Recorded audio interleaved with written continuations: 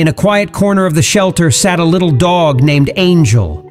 She huddled against the cold walls, her eyes reflecting a deep fear that seemed to pierce the very core of her being. Her fur was matted and dull, and her once vibrant spirit had been extinguished by a life of neglect.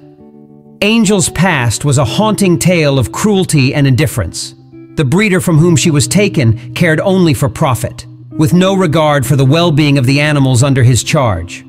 Angel bore the scars of this callousness in her every movement, a perpetual flinch, a wary glance that spoke volumes of the pain she had endured. Volunteers at the shelter could see the anguish in Angel's eyes, but attempts to connect with her proved futile. She shied away from any attempt at affection, as if human contact was a source of unbearable agony. Her trauma ran deep, and even the most tender gestures seemed incapable of breaking through the walls she had erected around herself.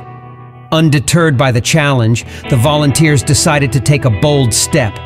They pooled their resources and purchased another puppy from the same breeder, a little soul they named Cliff. Though not untouched by the breeder's neglect, Cliff was more open, his spirit not completely shattered. He had his own set of issues, but there was a glimmer of hope in his eyes that Angel had lost. When Angel first saw Cliff, something changed in her.